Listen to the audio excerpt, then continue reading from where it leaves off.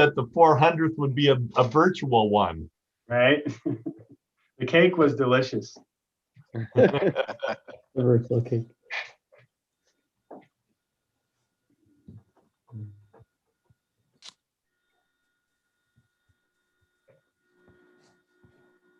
It looks like Commissioner Davis is going to be joining us real soon here, and then I think we can get rolling. There she is. Welcome. Okay, I'm here. All right. And Brian, you're good to go. All right, I now call to order the 402nd regular meeting of the City of College Place Planning Commission. Will the clerk please take roll? Yes. Hold on one moment. Commissioner Brennis Mayura, Present. Commissioner Roth, Present. Commissioner Dawson,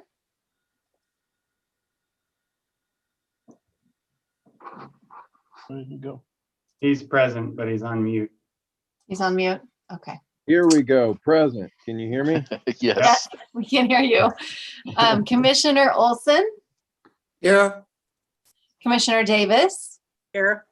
Commissioner Ricewig, Here. and it looks like we do not have Commissioner Wagner at this time. Commissioner Wagner has an excused absence. Okay. So we also have John Rickard, Community Development Director, and myself, Deputy City Clerk Carolyn Holm. But today we also have some guests. We've got Greg Dorn with Greg Dorn and Associates, Catherine Venegat with Community Council, and Rachel F. Elfenbein with Community Council. And please excuse me if I didn't pronounce them correct. Thank you. Next, were there any public comments that were submitted? We did not. Yeah, we didn't receive any public comments in regards to attending or speaking before the Planning Commission, but in agenda item number 3.1, there is a letter that was from a concerned citizen and an email that is accompanied that letter. All right, thank you. All right, next let's review the consent agenda that consists of our agenda for today, as well as the minutes from our last meeting. Is there a motion to approve our consent agenda?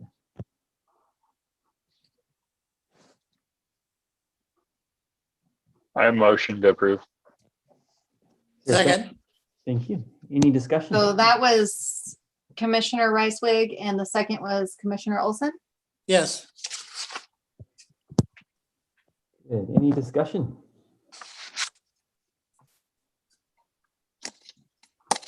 All right, hearing none. All in favor, please say aye. Aye. Aye. And any opposed? All right, it's unanimous. The motion's passed. So we'll move on to our regular agenda then. And the first item on our regular agenda is the topic of manufactured home park preservation. So I'd like to invite Mr. Dorn and Mr. Rickard to lead us in that discussion. Would you Yeah, like to thanks. screen share, John? Not at this point. Okay. Thank you. We have tonight, we have two members from Community Council, their staff for Community Council, Rachel Elfenbein and Catherine Veninga. And they were part of, they're part of, let me pull it up in front of me so I can have it in front of me.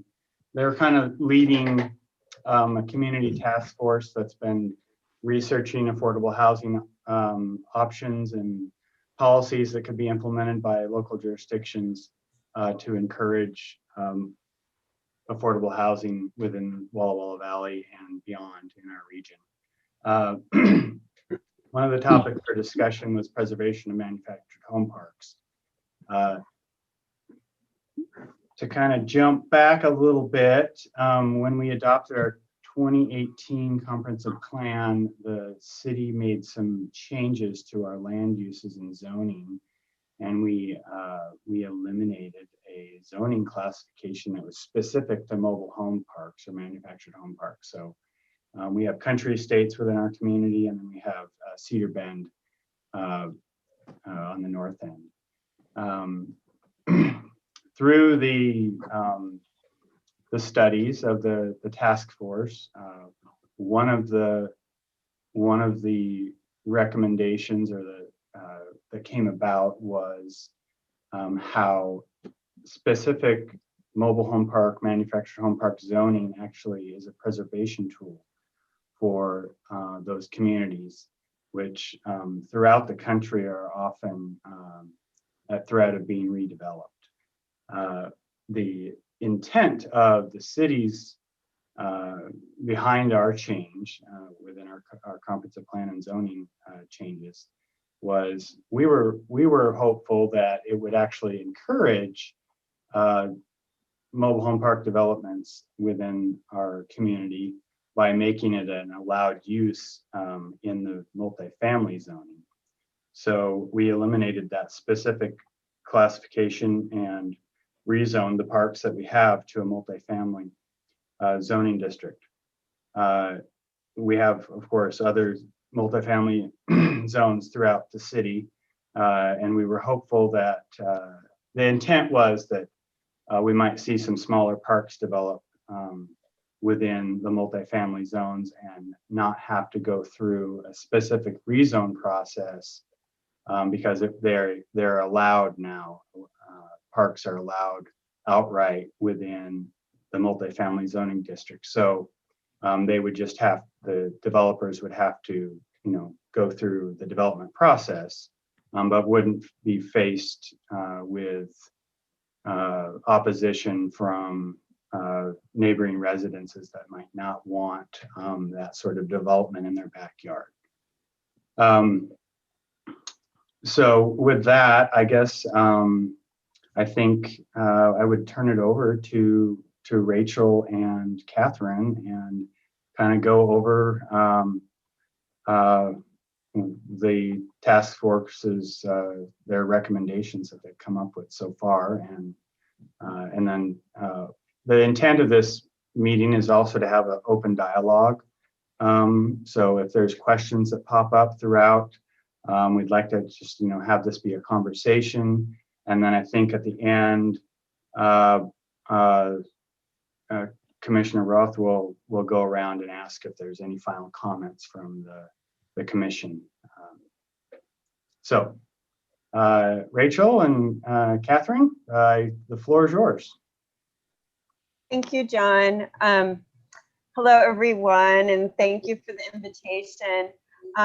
Carolyn, I would like to share my screen if that's possible. I do have a share screen button on the bottom.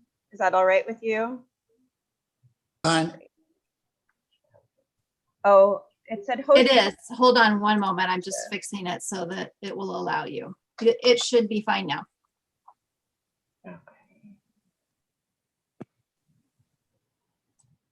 Okay.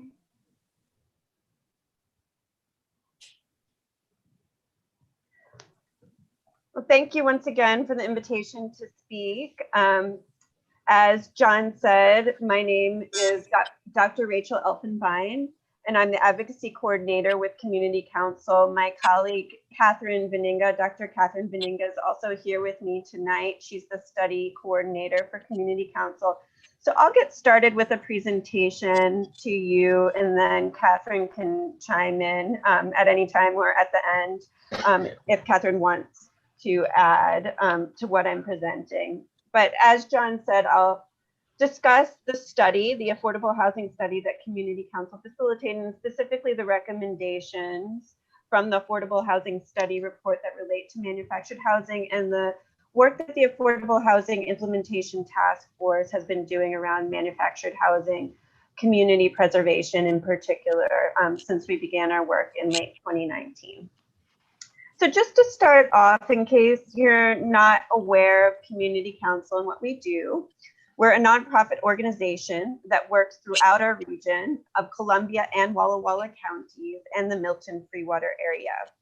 We engage community members in dialogue, study, and advocacy to build a vibrant region for everyone. We do this through our study process, and in our study process, community members meet weekly for 9 months to study a regional challenge and craft recommendations for positive change. And then we have an advocacy process where community members collaborate over 2 to 3 years to advocate for the implementation of the study recommendations. So tonight I'm speaking on behalf of the Affordable Housing Implementation Task Force Local Policies and Regulations Subcommittee. And it's a subcommittee that I coordinate, and it's advocating for the implementation of our affordable housing study recommendations. Okay, so in 2018 and 2019, Community Council convened residents to study affordable housing in our region. A group of around 40 dedicated volunteers, who included John, who was a participant in the study process.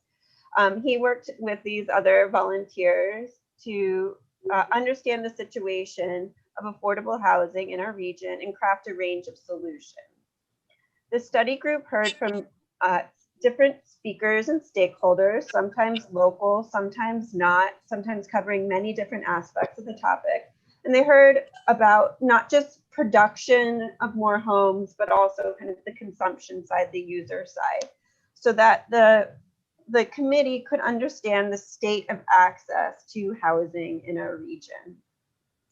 Our affordable housing study produced findings and conclusions, as well as 28 wide-ranging recommendations to make housing more affordable in our region. So to see our full study report, you can go to our website there, which is www.communitycouncil.org, and the study can just be downloaded from the website. So we're now in the advocacy phase of our process, convening volunteers in our Affordable Housing Implementation Task Force to advocate for the implementation of the recommendations from this Affordable Housing Study Report, which was issued in 2019. And I know you're all planning commissioners, but just to make sure we're all on the same page with terminology, when we're speaking of affordable housing, it's a term that applies to everyone. It includes government-supported housing for those who cannot afford market rate housing, and it includes what's called missing middle housing, which refers to households that earn too much to qualify for government-supported housing, but not enough to afford market rate housing.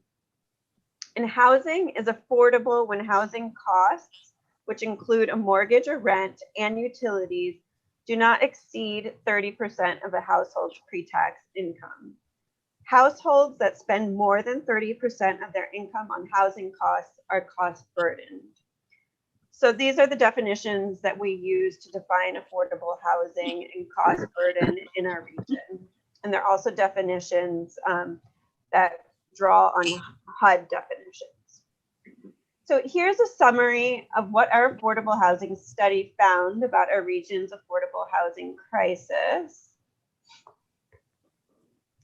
and manufactured housing in particular. So our study found, once again, this was published in 2019, so the data, Catherine, I think you can correct me if I'm wrong, is from 2017 or 2018. 41% of households in our region that pay rent or a mortgage are cost burdened. And then the study, as one aspect of affordable housing, looked into manufactured homes and found that manufactured homes are an affordable option because they are less expensive to build than typical stick-built housing due to the fact that they are factory built. Manufactured homes located in manufactured housing communities can be more affordable options because the lot the home sits on can be leased instead of purchased. And then the study also found that as land values increase, owners of manufactured housing communities may want to sell or redevelop the land to capture higher returns. local jurisdictions are considering ordinances that would allow owners of manufactured homes to form a cooperative for the purpose of purchasing and managing the community land on which their homes are located, so that they will not have to move should the owner want to redevelop. There are several examples of what are called resident-owned manufactured housing cooperatives in the Pacific Northwest. So our volunteer implementation task force is made up of community members who believe strongly in the ability of the study recommendations to make housing more affordable in our region. Our task force is divided into 6 subcommittees working together to advocate for the implementation of sets of recommendations.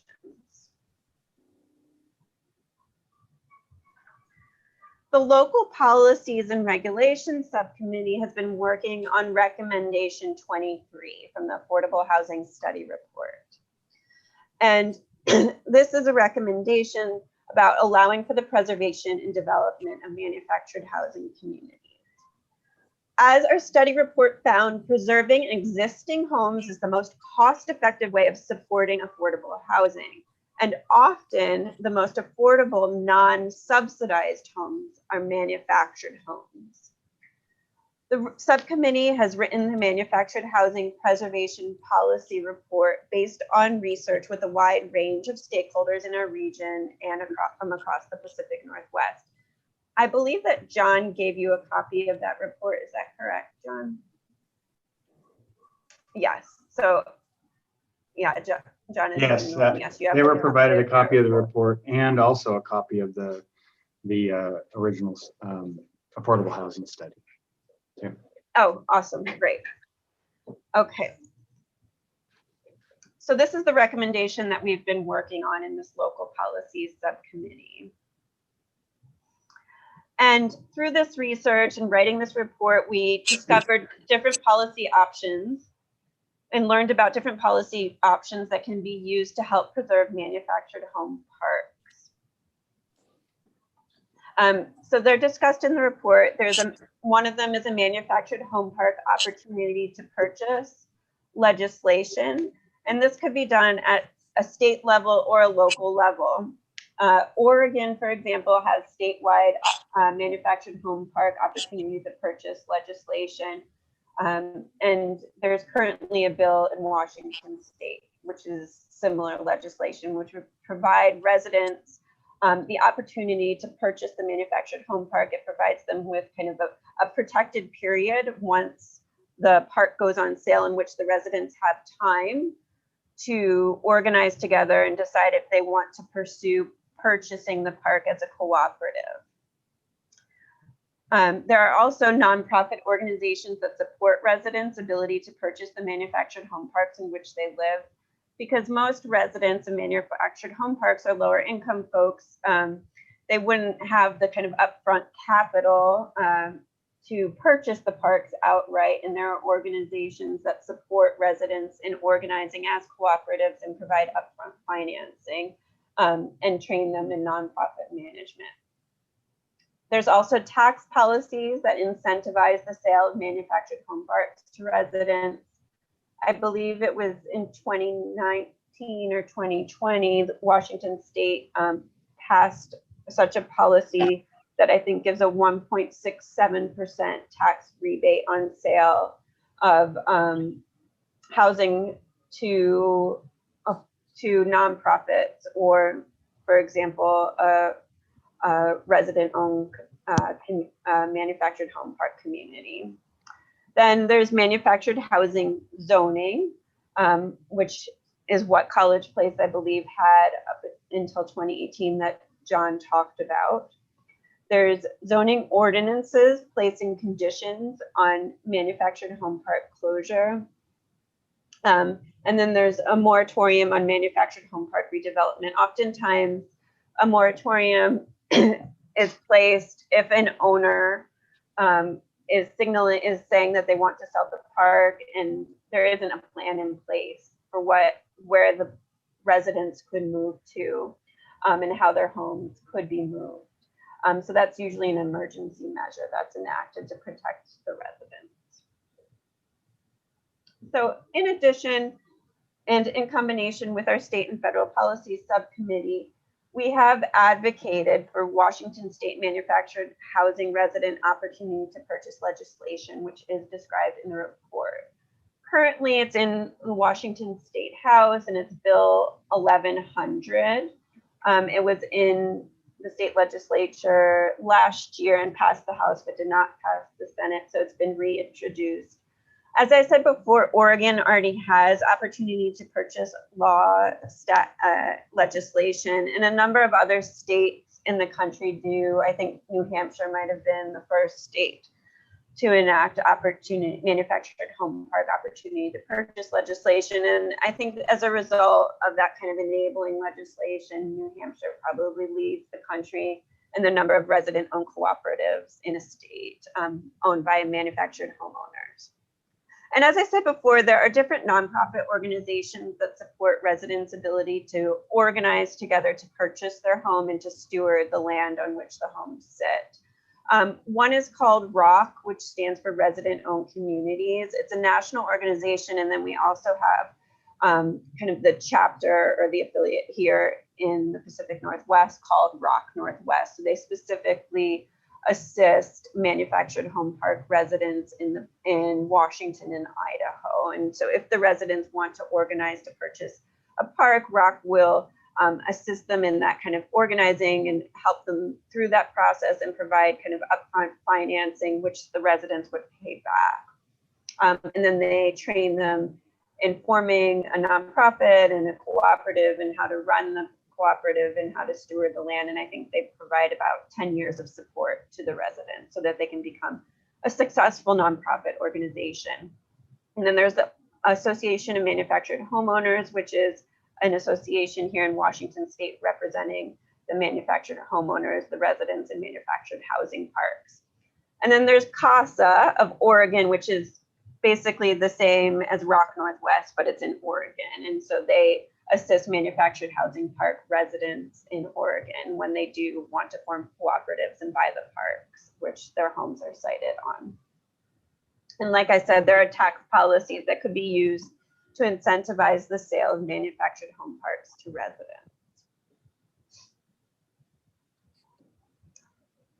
So our report also discusses local policies that can be pursued to preserve manufactured housing communities. So the opportunity to purchase legislation does not have to just be on a state level. It can also be on a local level. There's multiple cities in the country that have enacted such legislation on a local level. I believe Olympia is currently in the process of enacting such legislation within Olympia city limits. And then there's manufactured housing zoning. So it could be manufactured housing only zoning or limited range of use zoning in distinct areas. And I'll get to that briefly. There's also zoning ordinances placing conditions on closure of manufactured home communities. And such ordinances require park owners to deal with resident relocation issues.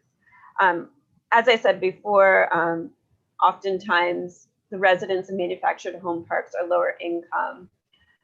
And if they were even to find sites or available lots in other parks, they would have to move their homes. And in spite of the common terminology of manufactured homes being mobile homes, oftentimes they're not very mobile and they're difficult to move. And if they are even movable, it costs a lot of money that often lower income folks don't have to be able to move their homes to another park if they should even find a lot available. And what we found in our research is that the manufactured home parks in our region are pretty full up. We looked into how many lots each park has and how many of them are full. And when we looked into those numbers in 2019 and 2020, often we would find maybe one vacancy in a park. So we know that if a park were to close, it would be difficult for residents of parks in our region to be able to find other parks in which to site their homes. So different communities throughout the country, different local governments have enacted in ordinances placing conditions on closure of parks, oftentimes requiring that park owners pay for the relocation of the homes of the residents if they are forced to move. And then there's a moratorium on manufactured housing community redevelopment, which a city government could place, which places a set time on not allowing redevelopment of a manufactured housing community while the city looks into and tries to enact longer term measures to protect the community members. And because the issue of manufactured home park zoning has been raised to the city of College Place, and it sounds like the city is wanting to review this decision and discuss this decision and kind of looking forward, decide what the city wants to do in terms of manufactured home park preservation. I wanted to briefly discuss how manufactured home park zoning works. So manufactured housing zoning does not have to be limited to contain only manufactured homes. It could be, but it can also extend to a limited range of use zoning in areas where manufactured housing parks already exist.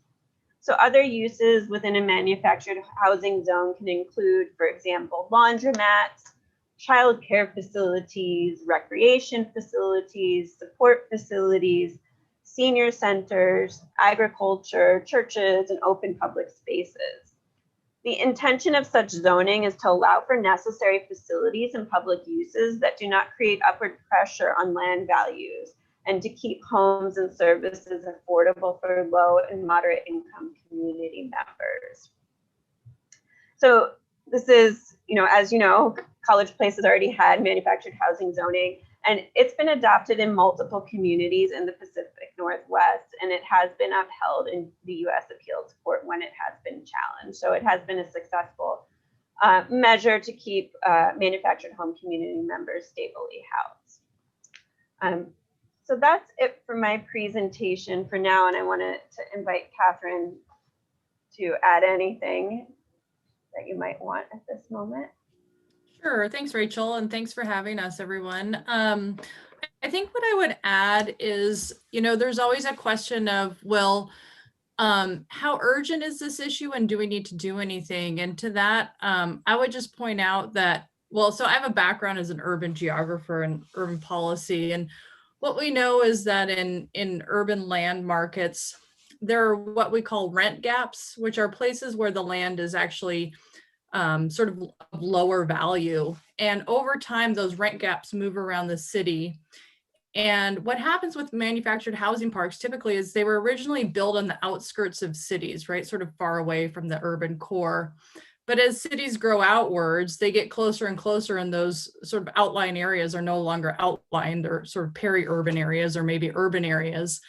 And as land values in the cities increase, the land value, say in the manufactured housing park, hasn't budged, but there's this opportunity gap, right? This gap where capital, if money were put into this area and redeveloped, you could get a high rate of return. And so that's the real challenge across the country. And I think we'll see that here in our region too, is that there's a lot of potential if a manufactured park landowner wanted to sell. There's two ways that they can really make a lot of money. One is it's passive rent. The investment has already been made, and so the landlord is just collecting rents, or there's the through redevelopment to sell the land and redevelop it so that the land is used for something other than a manufactured home park, for something that can generate a higher return. So there are those sort of pressures within the urban land market that exist. And that's a real challenge because, as Rachel said, these manufactured homes represent an existing affordable housing. It's not subsidized by the government, it's market rate, but it's at a market rate that's sort of special now. And it's hard to reproduce that sort of market rate in our current land markets. So I would just add that, there is that potential for development pressure if something isn't done at the policy level. All right. Well, thank you both for the presentation. Let me see if there are questions from the commissioners. Oh. I had a question, Mr. Roth. Yes, please.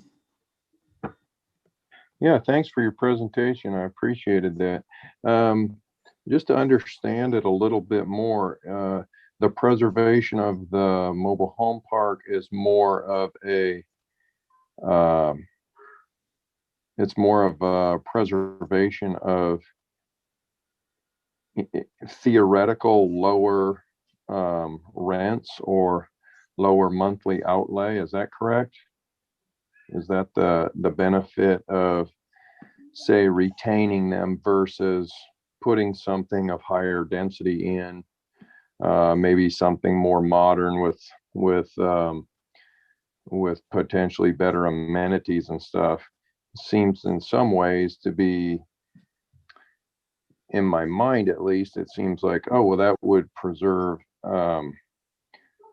more places for people in a redevelopment. But are you saying from your studies, basically preserving the mobile home park, what's the benefit of it, I guess, is what I'm trying to determine. Is it a lower monthly outlay, or is in some way am I overlooking something and more people do live in mobile home parks versus a different type of development?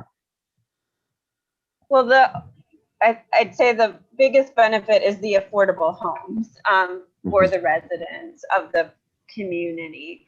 And as Catherine said it just now, and I said earlier, it is affordable housing, and it's affordable unsubsidized housing. So there are no government subsidies that go towards housing the residents. And these lot rents are often very affordable for the residents.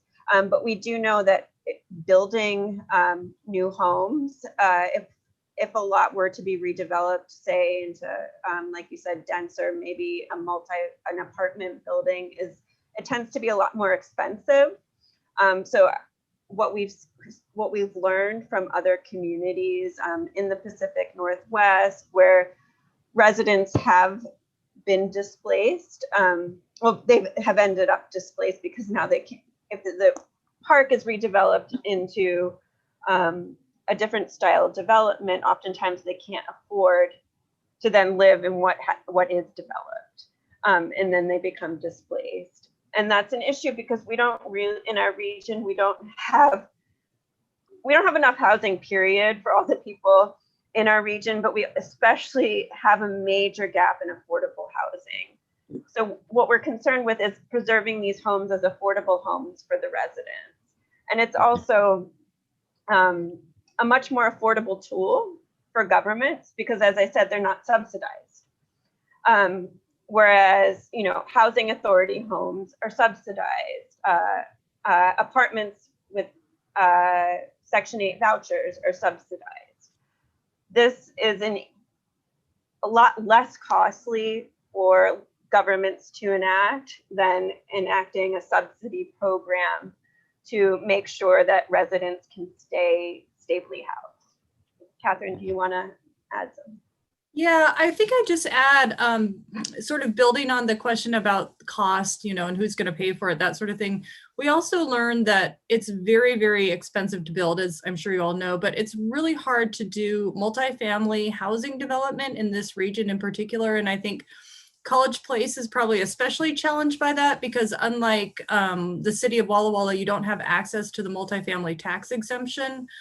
Because you're too small of a jurisdiction. And that's another policy we're actually hoping that we can change. But it's, like I said, it's just very hard to attract multifamily housing developers, especially because your median income in College Place is actually quite low, even compared to the city of Walla Walla. And so a developer will look at your median income and will look at what it would cost to build and the rents that they could generate and say, well, I can't really make a profit here, so I'm not going to come here. So there's that added burden of how do you get it built, right? So development, I think, is really a big challenge in College Place.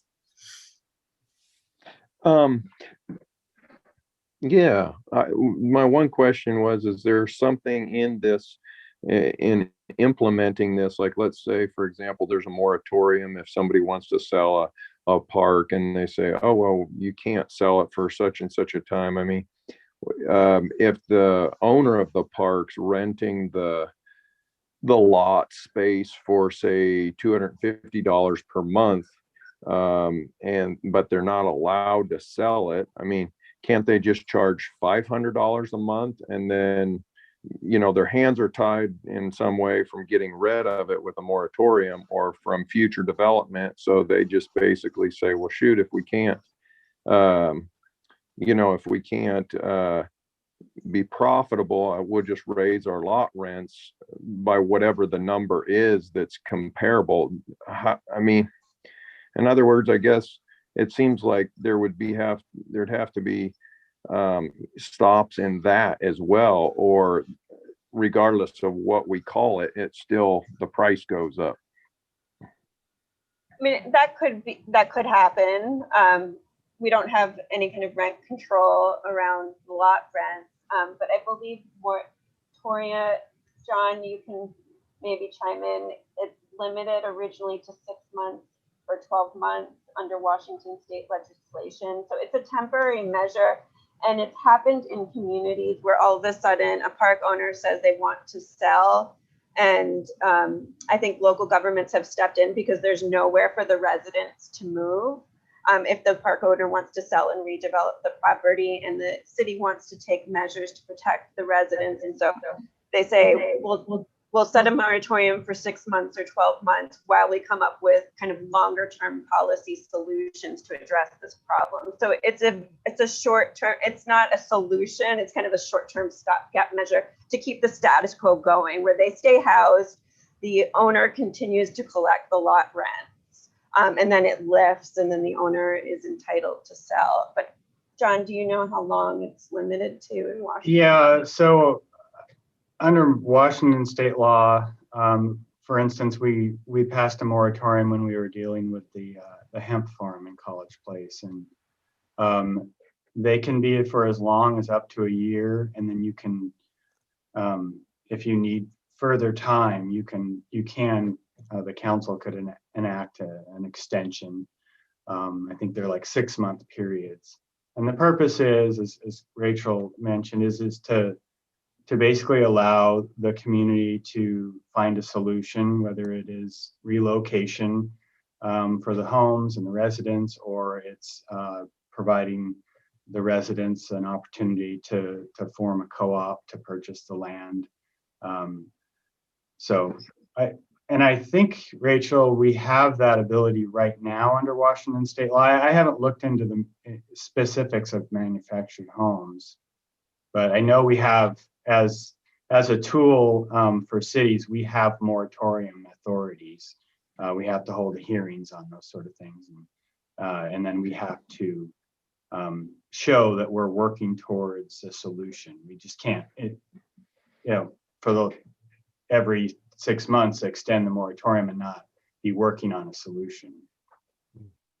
Yeah, in Washington state, you do have that authority to enact the moratorium. Like I said, it's been used in cities where all of a sudden a park owner has said, I want to sell it to redevelop for the land, or I want to redevelop this property into higher end housing. And then the city steps in and says, wait a minute, we need to protect the residents and make sure that they have somewhere to be stably housed before this happens. Cities don't have to end up at that point. If there are other policy measures and actions taken beforehand, you don't have to end up at that point. So like I said, it's happened often in these kind of emergency situations, but cities beforehand can take these, look at these other policies that we've discussed and decide if they want to pursue that to protect the residents. Should an owner decide that they want to sell and or redevelop the property, 5 years from now, you could take action this year, and then the residents are protected if that does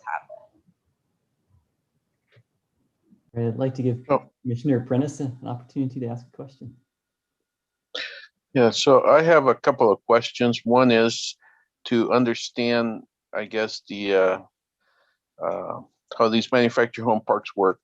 So obviously they're leasing the land, so there's a payment towards the rent of the land. But people own this manufactured home, and I'm supposingly that if somebody wants, they can sell then the manufactured home to someone else. So that then there's also a component of some sort of a mortgage on the manufactured home. So if it's so in reality, I guess part of my question too is there a study, or I just don't have any idea how much is the actual, I guess, rent or housing cost versus like an apartment in our region. Yeah, and I don't know if that's part of what your study. You know, that's a really good question, and I can go back into my notes. One of your park owners, you probably know Craig Ranji. He spoke to our study committee, and we asked him some of those questions. So I can go back and look at and see if I have notes on that. It didn't show up in the final report that we issued, but yeah, people do own mortgages on their manufactured homes. They're called chattel loans. They're different from if you were to purchase a home with the land underneath it. And, you know, that's pretty normal. My understanding is that the interest rates on a chattel loan are higher than interest rates on a typical mortgage because it's a chattel loan, because the property is movable. And so therefore there's a higher risk theoretically. Okay. Well, that was one question. The other question, I know that in my own experience, some of the manufactured home parks that I know about have been developed many years ago. And some of those manufactured homes were in reality, I guess, movable. They were on axles, on wheels, you know, the mobile, you know, basically kind of trailers. I know that, and I don't even know if it's legal anymore in Washington for them to manufacture that type of housing anymore. I know that most of the manufacturing housing that I see today, they're actually placed on a foundation. So they end up truly not being very movable at all. And I'm just kind of wondering, in some of these manufactured home parks that exist, what happens when these structures start getting old, and you know, if there's actually a way that they can be restored or maintained, or is the option basically to bring in a home that is now not so movable anymore? So I can speak to that just briefly. So in 1974, there was national legislation that passed that changed from what we often refer to as mobile homes to the manufactured housing standards. And so the typical single wide that you might see with the metal siding would have been, you know, built prior to 1974 would be considered a mobile home. And then everything after that meets higher energy standards, and they're considered they're considered manufactured homes. Now they can be attached to the ground in different ways. In parks, in most parks, at least in College Place, and I think in Walla Walla, the manufactured homes within the parks are attached to the ground with strappings, and then they are skirted usually with a metal siding or some sort of siding that is decay resistant. They, you know, in theory, they are still mobile. The problem that the residents, the owners of those homes face is, where do they relocate those homes to? If you were to try to relocate a manufactured home onto a city lot, you have to conform to setback standards. Some jurisdictions place higher standards and require that they be new manufactured homes, or that they have similar roof pitches to the neighboring, you know, stick-built houses. We don't have any sort of regulations like that, but we do require setbacks be met. So that there's kind of the challenge when if a park closes, is where can you relocate those? The mobile homes, if there are any in existence within those parks, none of those could be reset anywhere. They just don't meet today's standards, and so you couldn't place those within you can't place a mobile home on a city lot. It would have to be a manufactured home. So there are still a number of those within our communities, and the mobile home that meet the mobile home standard. They're slowly phased out. Often, I think Mr. Ranji's approach is that when those come up for sale within country estates, they will purchase those and then bring in a manufactured home and set that, and then they'll sell that to a new homeowner.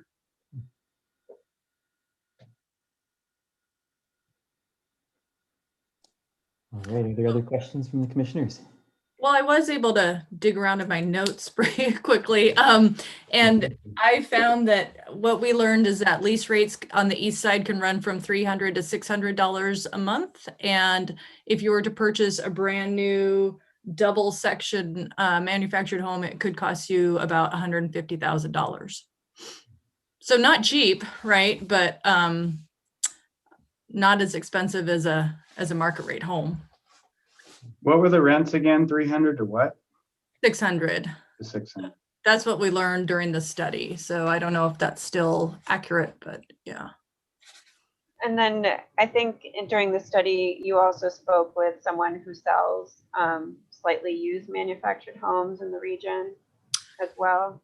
No, that was somebody who contacted us after, and there's, I don't know if College Place has this, but I think in Walla Walla, there's pretty strong restrictions on placing used manufactured housing. If you want to have a manufactured home on a private lot, different issue.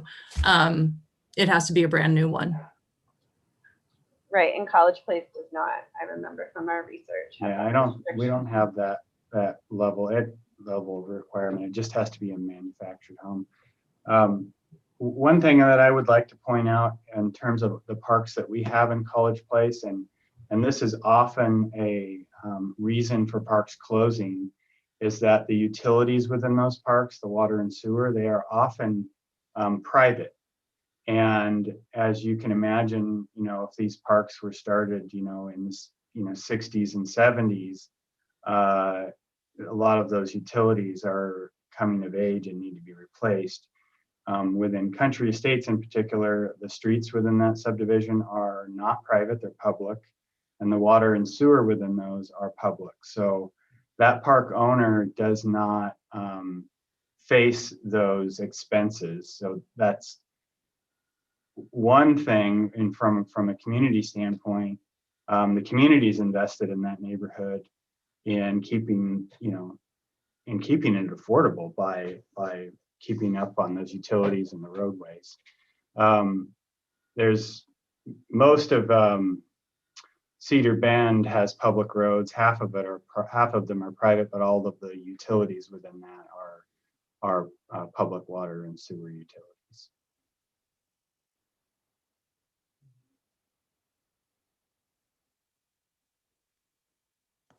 All right, if I may, a question.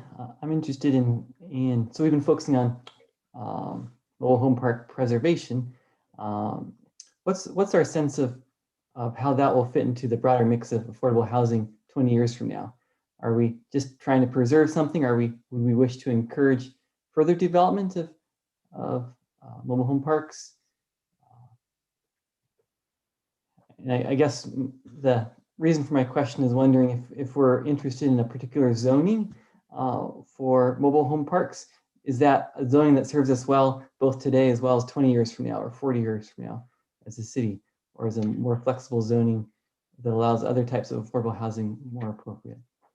Well, as I kind of touched on at the beginning, thinking back through the comprehensive plan process, we had so many other changes that we were making that my memory is not as sharp on the specifics, but I believe the intent was to make it, by eliminating the specific zoning and allowing and creating it as an outright allowed use within the multifamily zoning district, it would open up more opportunities for some smaller park development within some of our deeper lots in the core of College Place.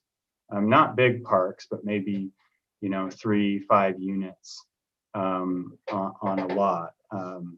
And, there does tend to be kind of a NIMBYism when it comes to manufactured home parks. For whatever, it is an affordable housing option. So there's that stigma that goes along with it. So the intent, I think, from my memory, was to make it easier for those affordable units to come into College Place. The outcome of making existing parks more vulnerable, I don't think we really thought about that side of it.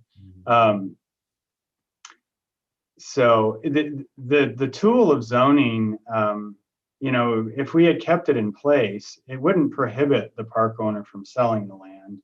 It wouldn't prohibit them from applying for a rezone to let's say commercial. I mean, let's take Country Estates, for example. It's off of the highway down there. Maybe the market in 10 years might say that the highest and best use is to redevelop that all as commercial. I don't think there's a threat right now. We've got a lot of commercial land on the market that's in a better situation than Country Estates. But we don't know what's in the mix in the future. So it's a tool for preservation. It doesn't mean that that it's the end all be all. So I hope I answered your question, Brian. And Yeah, in part. And if I may In just a part. follow-up question. I think if I could just briefly add to, we see manufactured housing and manufactured housing community preservation as just one tool and a multi-toolbox that's necessary. So we're advocating for other forms of affordable housing right now. So I don't think manufactured housing communities are the answer. They're one solution.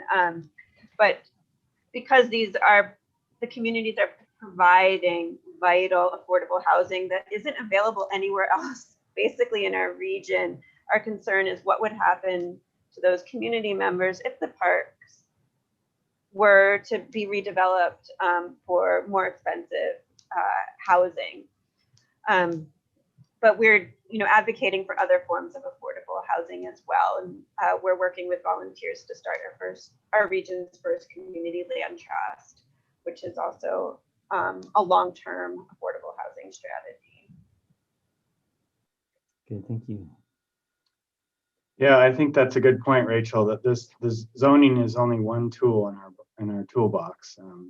There are other ways to make our community more affordable. But I mean, the reality is that manufactured housing is an affordable housing option right now in our valley. And but what is the current vacancy rate right now?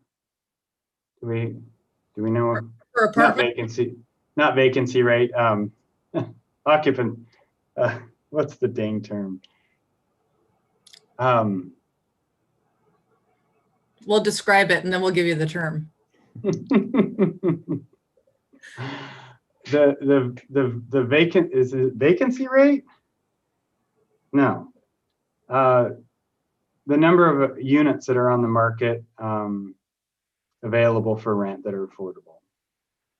No.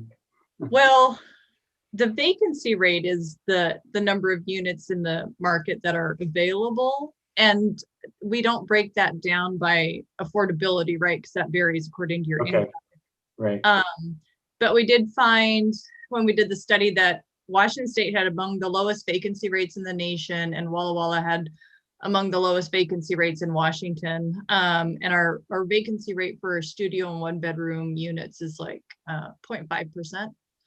And one interesting thing that I learned recently is that the rates, rental rates for apartments, there's been a convergence. So imagine these are your nice high-end apartment units, and these are your less nice apartment units. They're renting for the same price. So the median price right now is $1,500. And so there's no differentiation among high quality and low quality, just because there's so much demand for a place to live. Okay. Yeah, that's what I was getting at. Thank you. It looks like Eileen, you're on mute. Did you have something to say?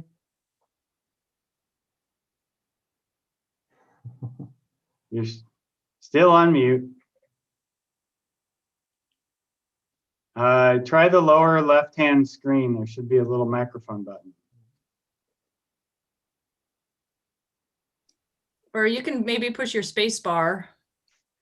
Oh, does that work? Oh. New trick. Eileen, did you try hitting your space bar? Hold your space bar.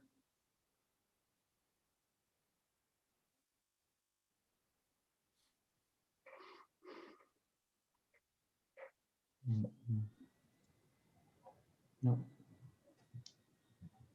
Try sign language real quickly. Maybe you could type your question in. Can we type any questions anywhere? I don't see a Q&A or a chat. I don't know. Carolyn, do you have, is there a spot to type? That Is is that not available? it's not turned on with this. Is there a call-in number? Or she can There do it is. by phone for audio. Eileen, you could call in.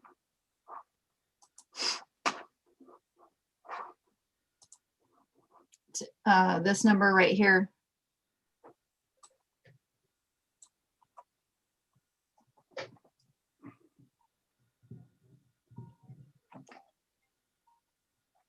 Hi. Maybe while we're waiting for Eileen to I can't hear you, but I just shared my screen and highlighted the phone number that you can call in on so you can talk. And then just leave this on and you can see it. Okay.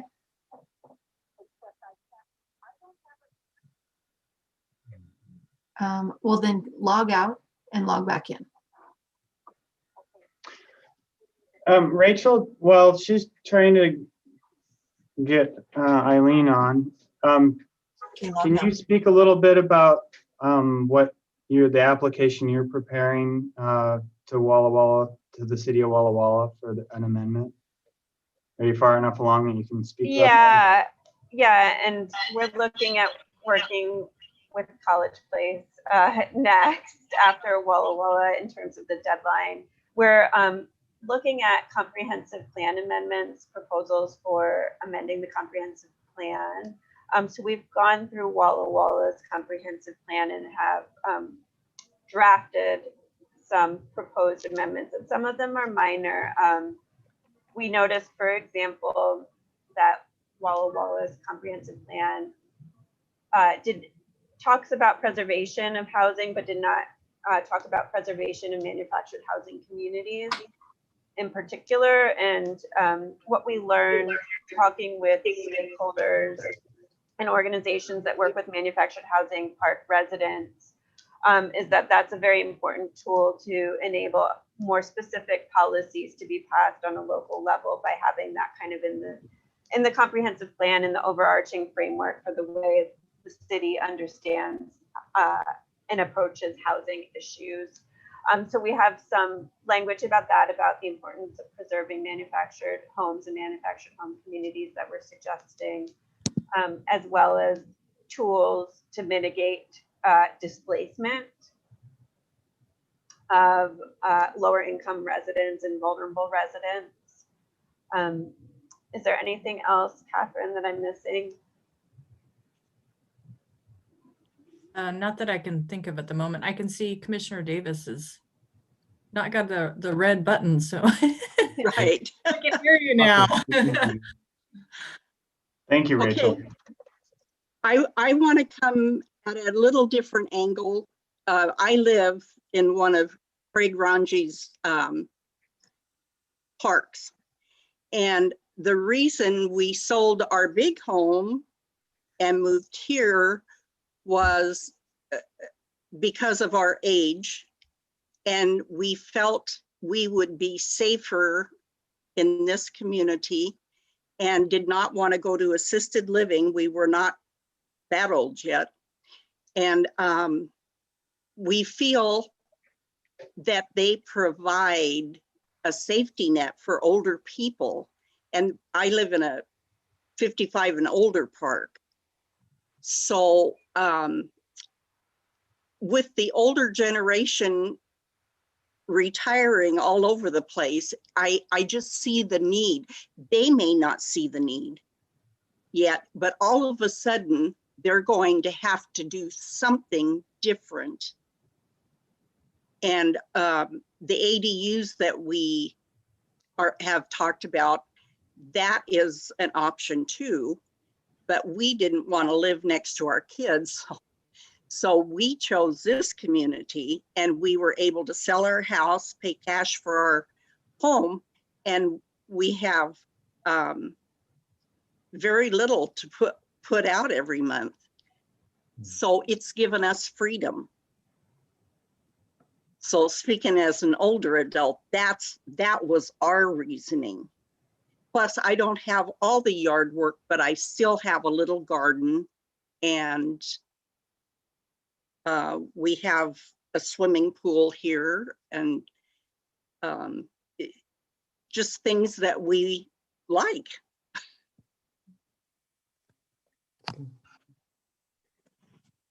I think it's a good point that different types of affordable housing really cater to different groups. And this one's important to you. Thanks for sharing that, Eileen.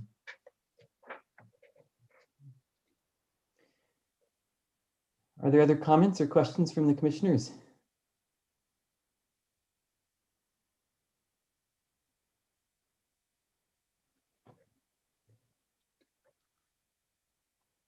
All right. There's a few that we haven't heard from, and I've lost my view of folks. But Commissioner Olson, is there anything you'd like to share?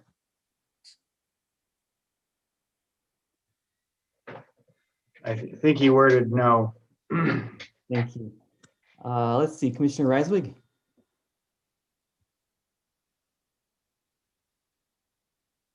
Not at this time. Okay. I think that's everyone then. So I want to thank Rachel and Catherine for your presentation this evening, for your advocacy work in this area. Appreciate you helping us to understand the needs and opportunities. Yeah, thank you so much for joining us, and on kind of short notice as well. So appreciate it. Well, thanks for having us, and thanks for your interest in this topic. Yeah, thank you. Thanks for the invitation, and we definitely want to be in touch and talk more affordable housing with the Planning Commission going forward. Yeah. Absolutely. Very good. All right. Thank you. All right. John, anything else on this topic before we move to our next topic? I don't think so. I think it was a good discussion, and we will, we'll continue to, we'll stay engaged with community council. I believe that we will likely see a application for an amendment from them in April. We will be advertising for our comprehensive plan amendment annual process. The application period will be open through the month of April and closing on April 30th. So, we will likely hear from community council, I think. Greg, did you have any final thoughts as you were listening intently in the background? No, I think as we go forward, kind of depending on, the kind of the questions and interests and direction from the Planning Commission, there's some different options. And I in the discussion there several times there was references to this being one of several tools.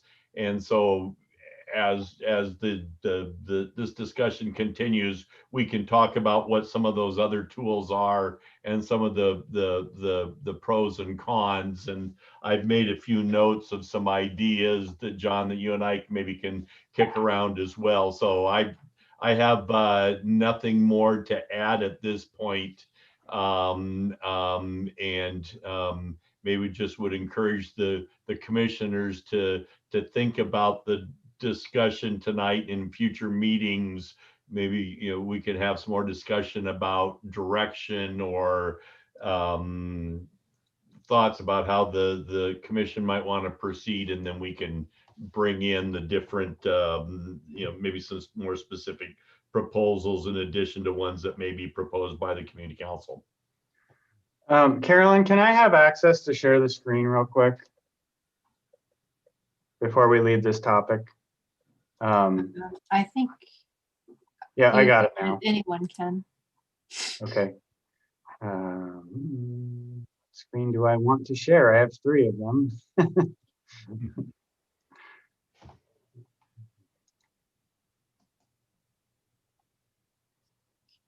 Okay, that's the right screen, but the wrong.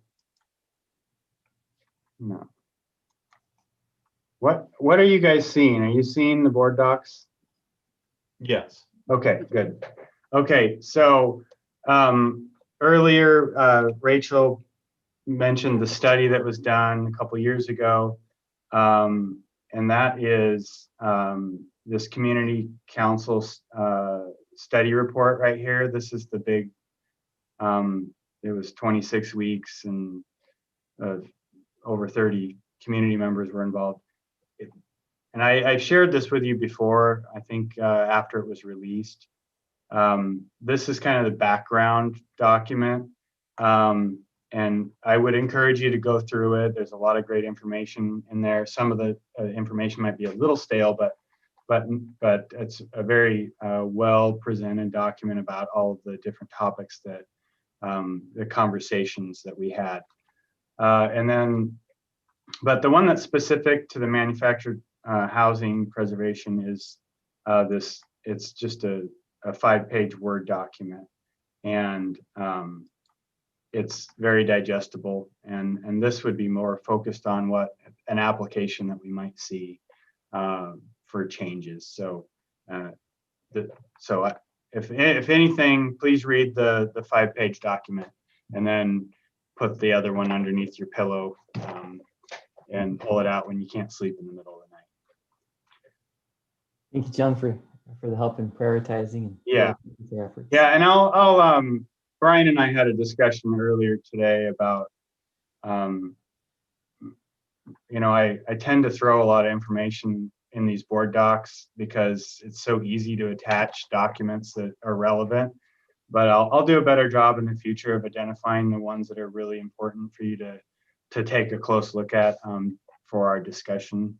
Because obviously, you know, reading the study, it's a fantastic study, but it's a big document, and we're all busy. So that's all I wanted to just say about that. And if there aren't any other comments, or I think we might be ready to move on to the next agenda item. All right, so next up is the Martinfield land use and zoning discussion. Well, good. John and Greg will lead our discussion on that topic. Okay, so initially, I think what I was hoping was that we would have kind of a more a detailed discussion about different zoning options that we could consider. But at this point, I've actually was able to get a hold of Katie Kittner, who is with Tarragon Northwest, and that's the company it's the parent company, I believe, that owns the Martin Airfield. It's one of Michael Corliss's businesses, and Katie is working on an airport overlay zoning district that she is likely to be making an application to the county. Their comprehensive plan amendment process is open for applications right now, and it closes at the end of March. So that's kind of been her focus right now. She's hoping to be able to share that with me actually tomorrow. I think she's got permission to move forward with that project. So we're not sure if they're prepared enough to make an application to the city of College Place. But in general, they're moving forward, so that's good news. And we look forward to kind of seeing what their ideas are. Their main emphasis, she did say, was preservation of the airfield, so that's good news, because that is one of our goals in the comprehensive plan is to preserve, or it was actually, Greg, I'm not sure if we even have that in there right now because of Yes. Is it in there? Okay. Yes. I thought maybe we might have dropped that because we were actually pulling it out of our comp plan when we approved it. So the UGA. I'll just pull up the JUB, one of their maps from the UGA cost analysis, just to kind of illustrate the area. So just to kind of step back, during our comprehensive plan amendment process, we made application to the county, for those of you that are new to the Planning Commission, to remove approximately 200 acres roughly from our urban growth area. And that would be kind of this area right here, the Martin Airfield property. It's primarily owned by Michael Corliss. He purchased it after we had adopted our comprehensive plan from Martin Cheney, or from David Cheney, excuse me. He still is the manager, I believe, of the airport, at least according to a document I recently read. That application was unsuccessful. The county denied our request to, actually, I'm sorry, I misspoke.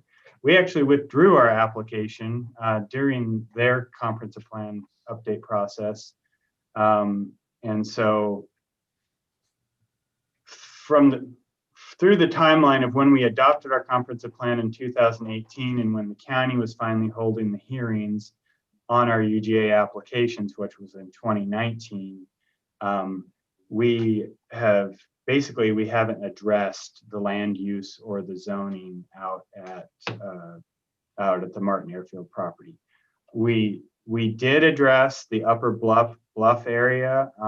There's about 18 acres that's owned by Michael Corliss, and the land use that was assigned to that, because we were keeping that piece in the UGA, is residential. So that piece has been addressed and is not really a focus of what we might be looking at in the future. And Katie indicated they're amenable and they're happy with that land use. I guess I'll kind of point out some of the obstacles that this property faces. Down on the end of Southwest 4th, there's a lift station in the city limits right where the arrow is. That lift station, sewer lift station, serves all of the homestead development, and it can serve the upper bluff area. And it'll serve a small portion, this hatched area where there's the diamonds. That area we can get gravity flow to the lift station. It's predicted that this other little area just outside of that would need about approximately 2 feet of fill to gravity flow to the lift station. Everything else outside of that hatched area, we will have to figure out how to handle wastewater, whether it's a new lift station here that pumps to this one, which there's limited capacity there. This lift station wasn't designed to handle much more than the area that it was designed for. The other factors that that the city council will have to figure out how to deal with is water out in the area. And then of course, water demand is driven a lot by the use that's out in the area. So, you know, it's possible we may need an elevated water tank out in that area. And we've kind of identified it on some of the wastewater ground, which is high. But there's issues, and then of course protecting the airport. And how do you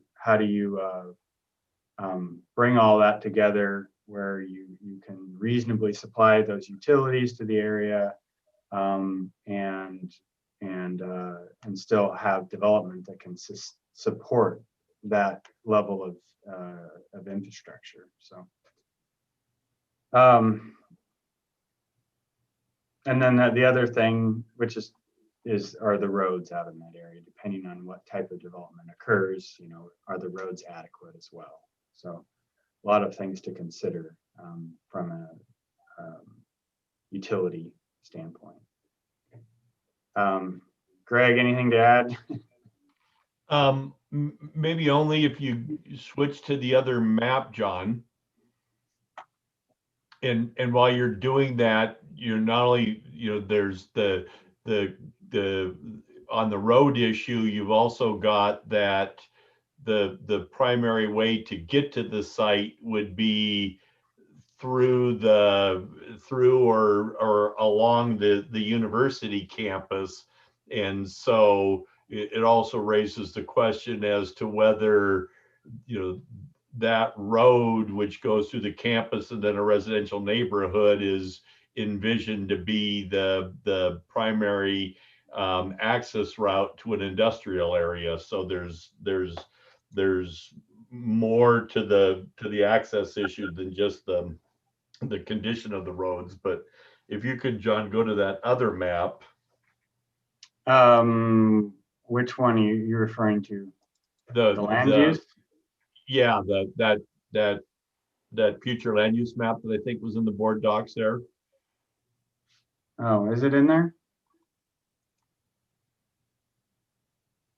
Oh, I guess not.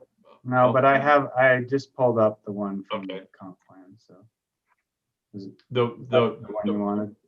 the one that like from earlier today. Do you have that one? Oh. And if not, we can talk about it later. I can get it. You sent me that on Sunday. No, the version today. Oh, okay.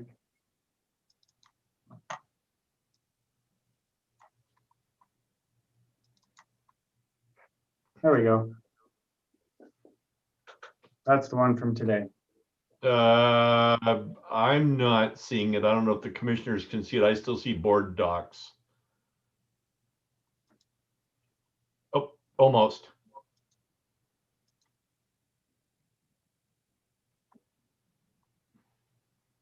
You can't see it? I don't. Can the commissioners see it? You cannot see it. Maybe try stopping the screen share and then do it over again, John. Okay. Yep, almost. Yep, I know. I got to find out where Zoom went. Carolyn, you can't leave. My Zoom is super small. Why? Oh, brother. Then if we can't get it, we can just discuss it at the next meeting. Well, John's working on that. Shall we see if there's any questions on what we've covered so far from our commissioners? That's a good idea.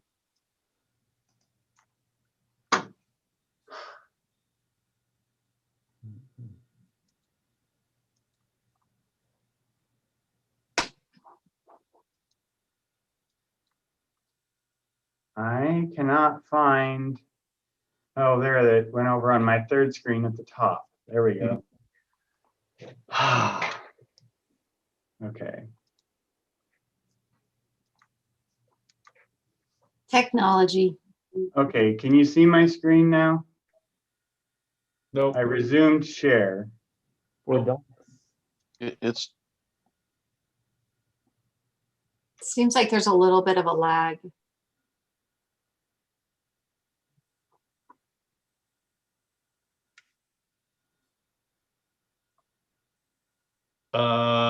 Now I see it at the bottom there, John. Oh, Did it go? it just disappeared. Yep, there it is. You can see it? Because I Yeah, can't see it. make it bigger. I can see it. I can also see it. Yeah, I can. I think we just, if you can click on it to make it bigger, John, that's the only, There. Now can you see it bigger? Good. yes, yep, yep. And if you hit maybe the thing just, yeah, there you go. Okay. So commissioners, here's the future land use map you would remember from the past. And John, if you can highlight the 18 acres, the yellow. So that's the area that John was referring to that's up on the bluff. And so it already is designated as residential on the city's future land use map. So that would support, if it's annexed into the city, that would support a residential zoning, which makes sense because right now the only way to get to that area is to drive through the residential streets in that neighboring subdivision. So that makes sense, and that's already dealt with. It's the orange area that is the question. And this is the area that the county right now has designated on the future land use map as light industrial, and the county has zoned it light industrial. Now, the interesting thing about that is that an airport or an airfield and airport operations are not a permitted use in the light industrial zone in the county's regulations. So the county has an obligation under the Growth Management Act to ensure that land uses are compatible with an airport, but the airport itself is incompatible with the zoning. So it's not clear how the county's approach to this is in compliance.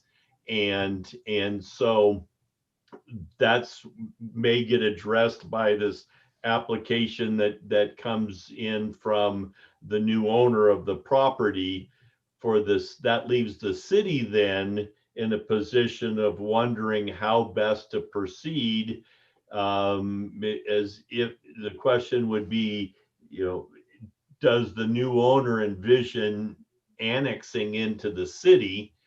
If they don't, it raises the question of, well, why is it in the urban growth area?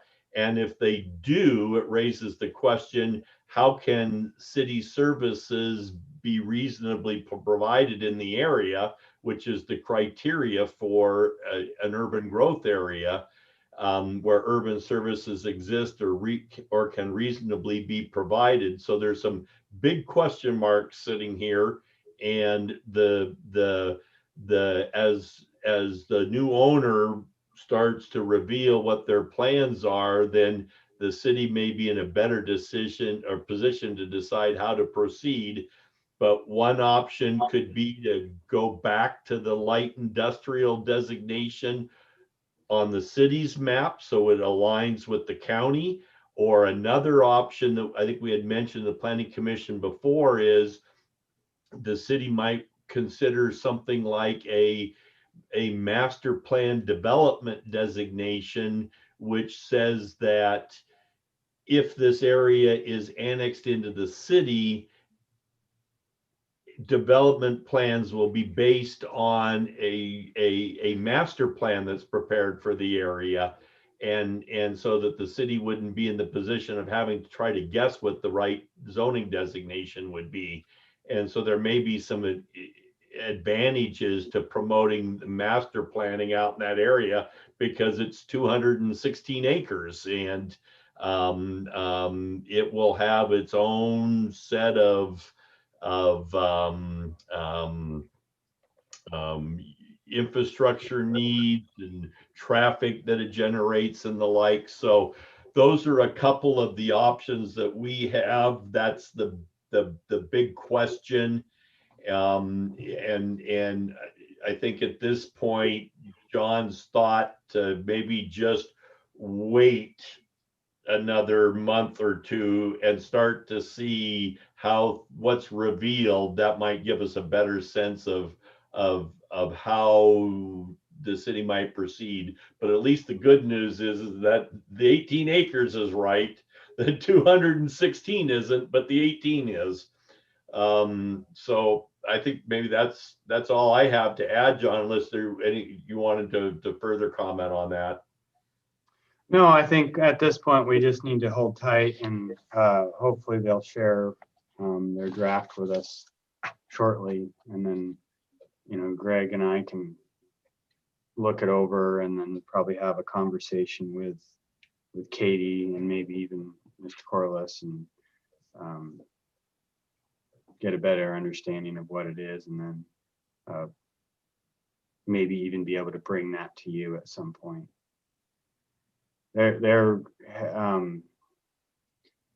I think until they actually make their application to the county, you know, the information that they're sharing with us is more just out of courtesy than anything.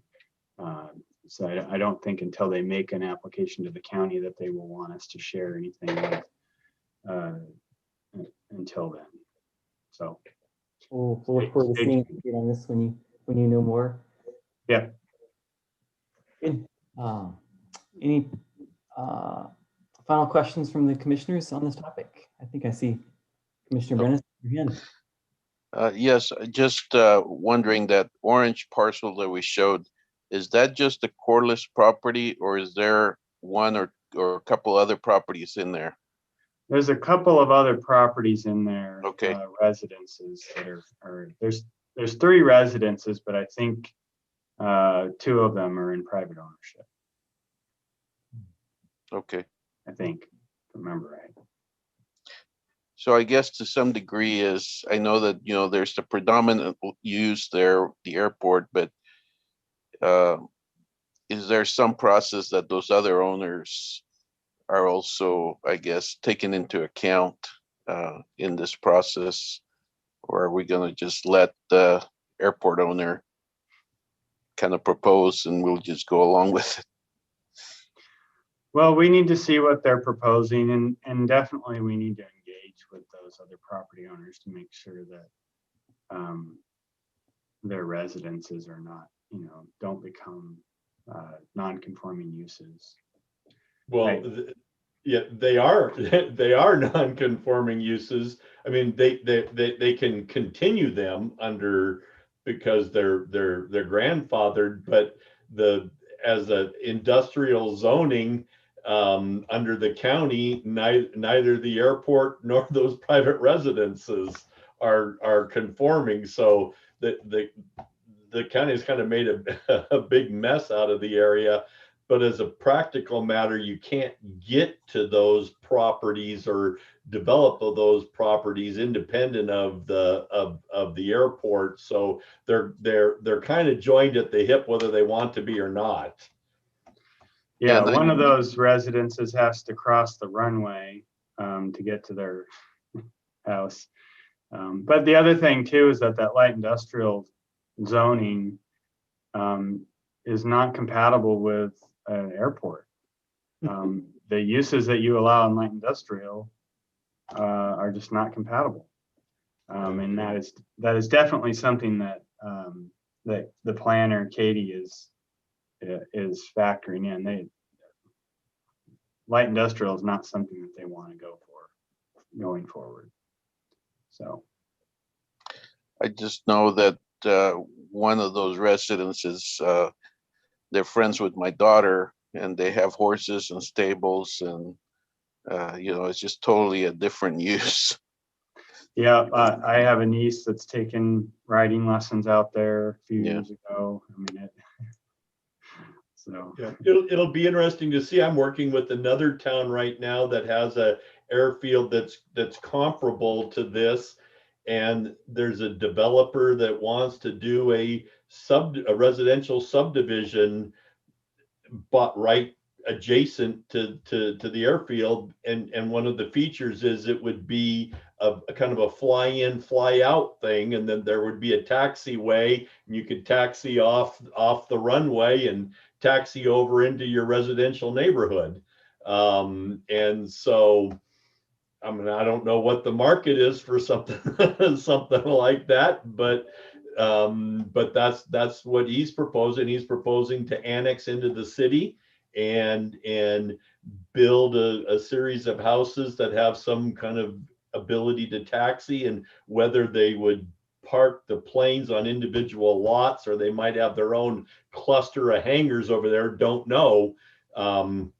But I know of at least one comparable facility that is, the developer right now is pursuing development as a residential use around the airport. I actually observed in a TV show such a residential facility in Florida where people could taxi their planes, and they're parked like kind of like their driveway, but it's for their plane. Yeah. Yeah, was that Lifestyles of the Rich and Famous you were watching? It wasn't that show, but it was, yeah, it was shown. It was kind of an interesting, yeah. Well, with that said, I mean, Brian, do you have any other questions, or do you want? I think we should be conscious of the time. I'm eyeing number 6 on our agenda, which is closing. So our next meeting is scheduled for April 20, a little over a month from now. Is there any other business for the good of the order before we close? Do we have a motion to adjourn? I moved to adjourn. I think I saw a second from Commissioner Olson.